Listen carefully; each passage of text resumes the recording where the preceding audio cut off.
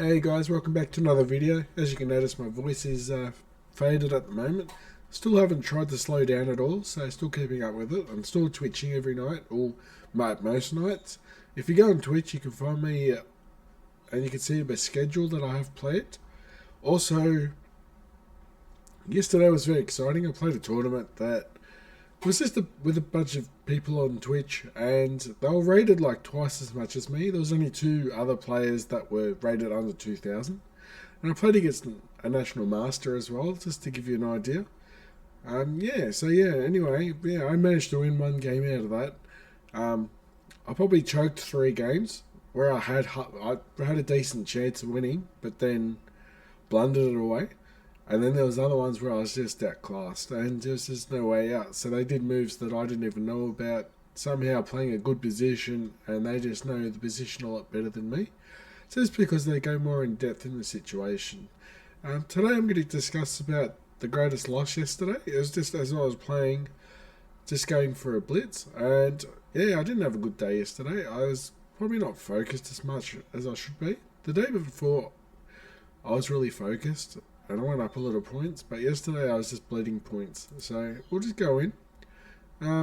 What I tend to do is sometimes go to try a safe opening, and this one was the London system. So when you play this type of opening, it doesn't really matter how your opponent plays. So the London system, it's known as a lazy opening, and you can pretty much play exactly the same way no matter what your opponent does.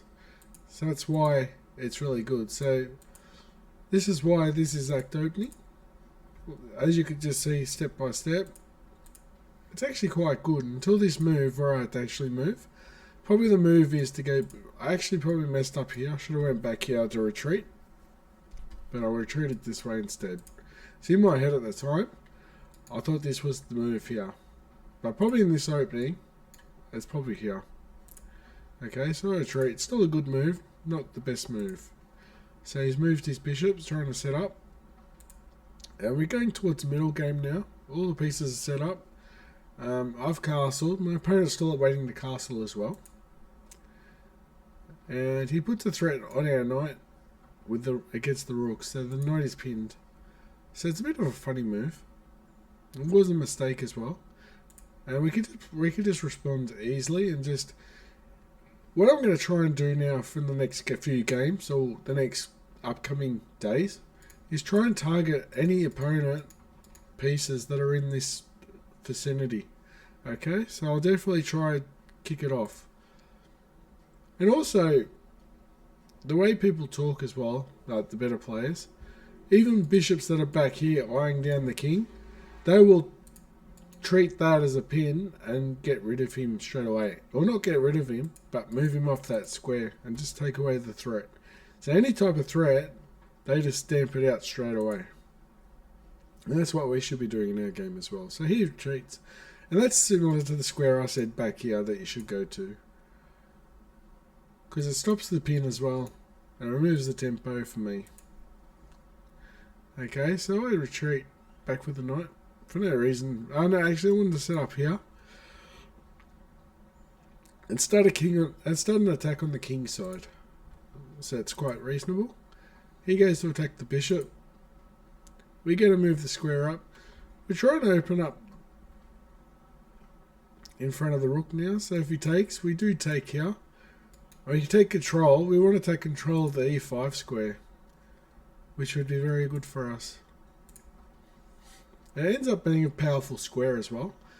This is something we really need to start identifying if we want to improve our game. Are these powerful squares in the game? Whoever controls certain squares in the game ends up winning the game, or ends up pushing back the opponent. If you can learn to identify these squares, you can definitely start taking control of the game and push your opponents back. And you don't even need to sacrifice to dominate the game. Okay, so we do a couple more moves. Moving up the knight, move up the board. He goes to attack the knight, so he doesn't want anyone there.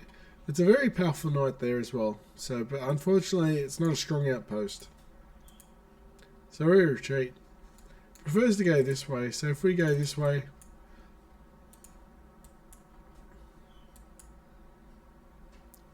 That's a blunder. Not sure why that's a blunder. This would be check. That's a blunder as well. Ah, okay. Ah, that's why. And then wherever the king goes, the bishop will go down and attack here. If the bishop goes over here, black loses its queen. It forks the queen with the king. But if it goes this way, the bishop just goes here. It puts pressure on the knight. And takes more material and can probably take this pawn as well. So the best move might have been here as well. So let's see if that's... Yeah, that's the best move. I didn't know that. I just guessed because there's no way to follow up that attack. It can be hard to find though. Alright, so we'll go back. So the best move was here. But we go this move. We're very dominant in this game. We're plus 4.3. And we take, and we missed the win. Missed the win. It's free material. Plus we could also take this pawn as well. And just break up in front of the king's defense. I wasn't playing good at all yesterday. I was not attacking certain pieces. I'm missing free pieces and everything. So that was another good move. He wants to trade queens. Now we got the d-file. And this is now a blunder. Even though my rook is here, this is a blunder. Because now the knight is here. And we can take. And then they take. And they get two. They get a rook and a bishop for a knight. And that's not worth it for us. We did a follow-up plan because we realised we messed up. So that was the huge blunder in this position. I had everything going for me. And that was the blunder. So we take. And now we've got the fork here as well for the rook. So this is what I was aiming for to begin with. Was this fork. And then he takes with the bishop. And that was a big mistake because now we can follow up and get our material back. So we got out of jail in that sense. We have to retreat here. Going back here is probably the move. It keeps the rook pinned to the bishop.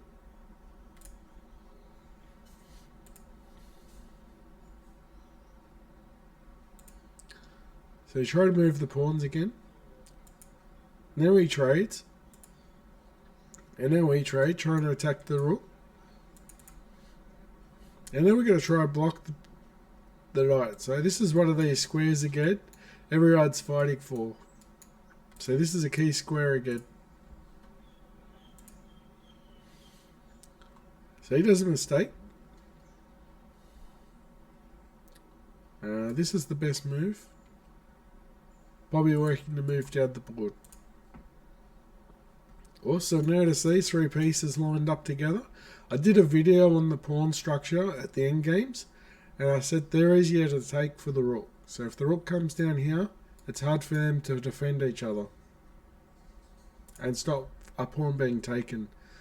But of course the bishop's on there. But once the bishop's gone, you can go down here and attack.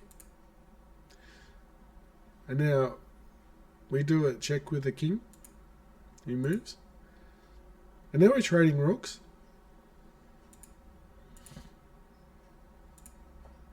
He attacks the bishop.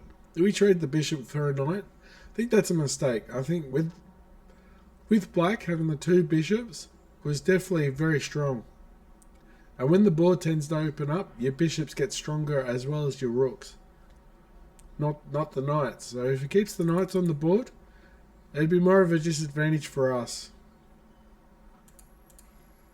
So that was a mistake by our opponent. The next move I missed, I should have just went here and checked him. And he goes back this way. And then I just say what I was saying before. There's no defending the pawns. And it's hard to stop us taking the material. We just eat up. But we're greedy and go for the bishop. Also a good move. I still prefer this move and clear up in front of our advantage. Our advantage is these 3 pawns. If we're able to eat up all these pawns, then it's going to be hard to stop these 3 pawns from moving up, even with a king. So now we do the move. And now this is considered a blunder. Why is this a blunder? I'll give you a couple seconds to have a look. Pause the video and try and work it out. Before it wasn't a blunder. When I did this move now, when I did that move, it was fine to do this move. But things have changed. And the bishop went back here. That'll give you a hint. And the move was... bang. And that's where my game ended. I was having a winning game until this move. And it was all over. Now the bishop's too strong by itself. Even with a pawn advantage, it was very hard to stop black. And bishop was very strong on this diagonal as well, stopping my passed pawn. The only hope I had was here, but then the king can always fall back. Bishop can always go here, defend both squares. Very strong. And this is a losing game. So we trade. There's not much more to add to this game now. The game is lost. Unless we go for a stalemate. So, like I said, just try to do a king rush, like pawn rush. But we're behind because this pawn is closer to queening. We actually got a better position than we expected towards the end there. Trading the bishop off. And that's what usually happens in the endgame as well.